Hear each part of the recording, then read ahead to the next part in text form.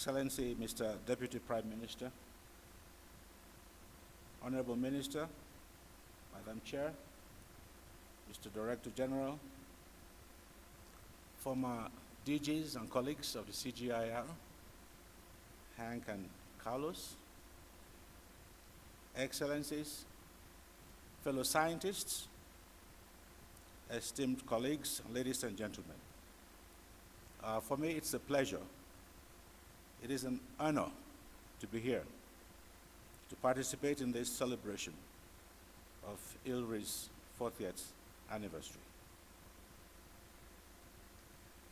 ILRI, of course, has been a valued partner for my institution, IFAD, International Fund for Agricultural Development, and ILRI's research informs the work that we do on the ground, not just here in Ethiopia or in East Africa, but throughout the developing world.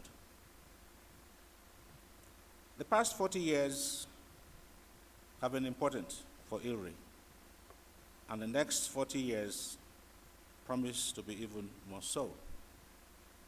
As Jimmy said, of course, life begins at 40. Now, during the last decade, the ranks of the middle classes across Asia and Africa have rapidly expanded. This change in demography has resulted in a change in consumption patterns and diet, with demand for more meat and animal products and higher quality foods. At the same time, today, more than 800 million people in the world suffer from chronic malnutrition. The United Nations Zero Hunger Challenge is generating a global movement to end hunger by 2030. I believe we can meet the Zero Hunger Challenge and satisfy new demand for food, but only if we focus on the rural areas of developing countries, where most of the world's poorest and neglected, what I refer to as the invisible world, the forgotten world, the hungriest people live.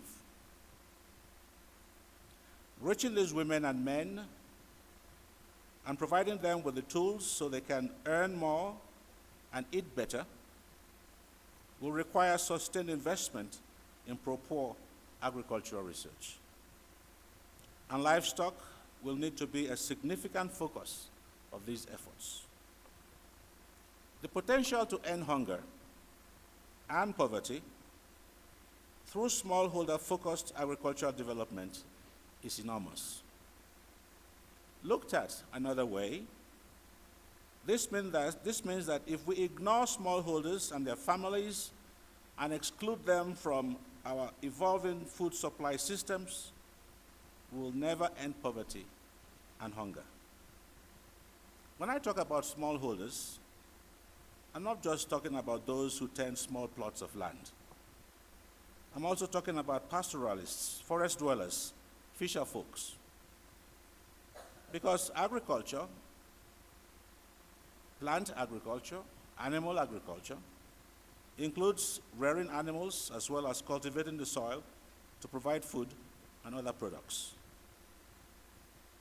Livestock is crucially important for rural people.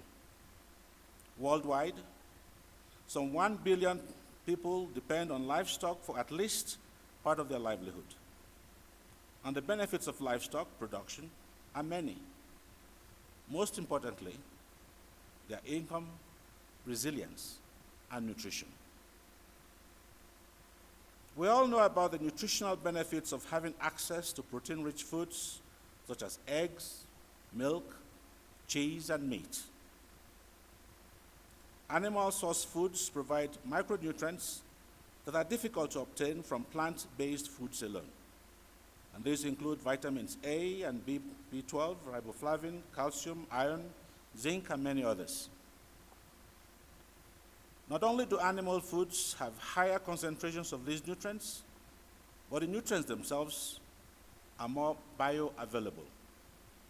As a result, small amounts of animal source foods can have a great impact on improving diet, growth, cognitive function, and physical activity in children.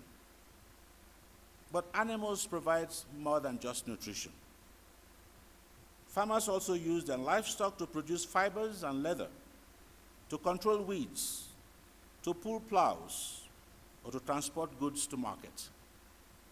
And of course, manure from livestock maintains soil fertility and is a fertilizer for crops. For farmers with no access to financial services, owning livestock is also a form of asset accumulation and management. When families have a good year, they can buy more animals. And when times are tough, they can sell their livestock to get extra money. Most people don't think of animals as a financial instrument. But for rural families, they can be like money in the bank. And even the landless can keep some kinds of livestock, including poultry, goats, and pigs. The point is, it is time for change. With the world's population expected to reach 9.6 billion by 2050, about a year ago it was 9.2 billion. And every time we move closer to 2050, the number keeps increasing. So food is a growth industry.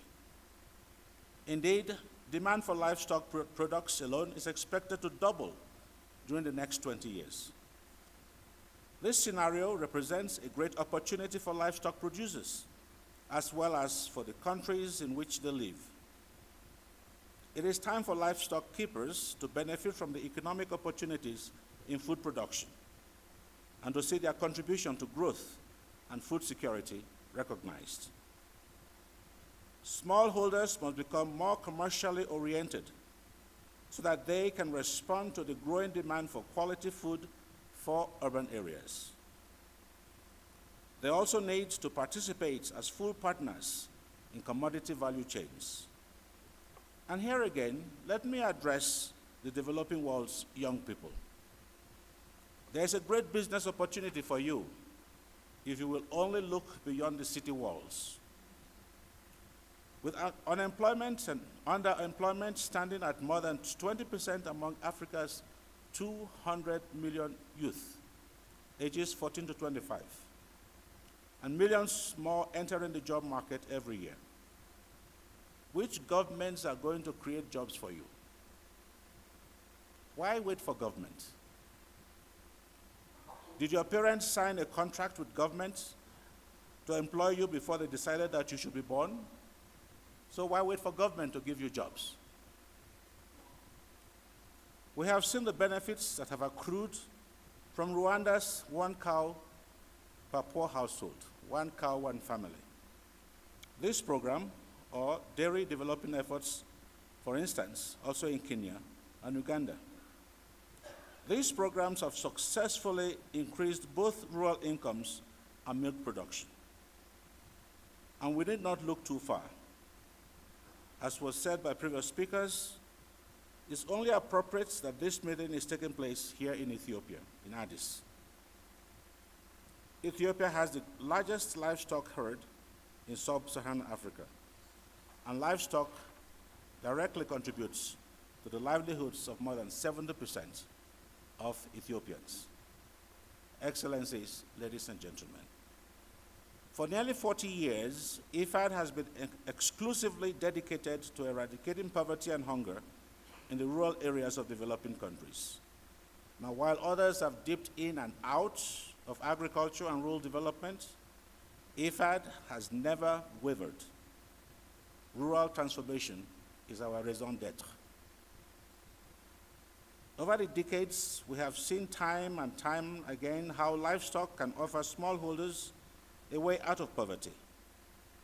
It can even create a pathway to wealth. But are we taking full advantage of the potential that is within the livestock sector? Did you know that 4 of the 5 highest value global commodities are livestock, not food grains, not wheat? Did you know that in year 2000, Africa and the Middle East consumed 60% fewer livestock foods than the European community. But this is set to be reversed in less than 35 years, by 2050. And did you know that gains in meat consumption in developing countries are outpacing those of developed countries? And that most milk, meat, and eggs in developing countries come from smallholders and are produced and consumed in the same country? These are facts, not just statistics. The development world has seen and marveled at the success of India's Amul model dairy system, where small producers organized into cooperatives are supplying milk to the nation. Their contribution has helped India increase production from 55.7 million tons a year in 1991 to 132.4 million tons in 2013. In a larger sense, the Amul story shows the potential of rural areas to relieve youth unemployment, reduce the pressure of migration to urban areas, and provide a future with balanced urban and rural opportunities. Our job as researchers and donors is to make sure that all smallholders are able to make the most of their business opportunities. As I've said on many occasions, farming, whether crops or livestock, at any scale is first and foremost a business. And when farmers have the tools they need to invest in their businesses, they can thrive. The reason why agriculture in sub-Saharan Africa and South Asia is sometimes described as subsistence is basically because these are failed businesses. Today, I would like to leave you with 3 priority areas where research and development will need to focus in the coming years to make the greatest contribution to poverty reduction and better food security. My first priority is finding innovative ways to protect the environment and help smallholders adapt to climate change. Now, how is all this related to our topic today? All of us working in developing country agriculture have witnessed the impact of climate change on farming, the increasing crop losses and livestock losses. Agriculture has always been a risky business. Today, it is more so. Proven climate change adaptation methods include mixed crop and livestock systems that integrate the use of drought-tolerant crops and manure. It also includes using molecular tools to help us produce animals that are highly suited to a variety of environmental challenges, such as diseases, drought, poor feed, etc. This helps increase agricultural productivity while diversifying risks across different products. Simply giving poor farmers access to existing technology can also make a difference. In Lesotho, for example, farmers now have access to timely weather forecasts. They are reducing their risk of livestock losses because they know ahead of time when they need to protect their livestock from extreme heat or extreme cold. One of the biggest concerns with livestock is the growing use of grain for protein production. It takes roughly 7 kilograms of grain to produce 1 kilogram of beef. I'm sure you all know this. Or 3 kilograms of grain to produce 1 of pork, or about 2 kilograms of one to produce 1 kilogram of poultry. And with the mounting pressure on land and water resources, we need research that focuses on developing efficient livestock feeding systems that convert non-human consumable resources into valuable protein-rich foods. And we know it can be done. India is the world's largest milk producer, and the dairy industry relies almost entirely on fodder and roughage, such as wheat straw, rice straw, corn stalks. Yet, the value of the milk production each year exceeds that of the rice harvest. Another concern about livestock farming is the impact of animal waste on the environment. Methane from animal waste is a potent greenhouse gas, but when it is captured and burned, it provides a source of renewable and affordable energy. More than a decade ago, IFAD partnered with the government of China to transform animal waste into dollars. The program used biogas digesters to turn the biomethane into household fuel, making it less damaging to the atmosphere and far less damaging to human health. And women who once spent hours gathering firewood had time for other economic activities. This new technology is now spreading in Asia and also here in Africa. In Kenya and Rwanda, we are scaling up a new generation of low-cost portable biogas systems. And just a few weeks ago, a young family in Kirehe, Rwanda, showed us how his low-cost biogas system was saving them hours spent collecting firewood for cooking, reducing respiratory and eye diseases, and providing bioslurry for crop cultivation. And the power station is just one cow. My challenge to the researchers in this room today is to come up with other technologies that can address environmental concerns while also improving the lives and livelihood of each and every person involved in agriculture. And as you do this, pay particular attention to the needs of women. And this leads me to my second priority area for research: fostering greater equality for all categories of rural people, especially women.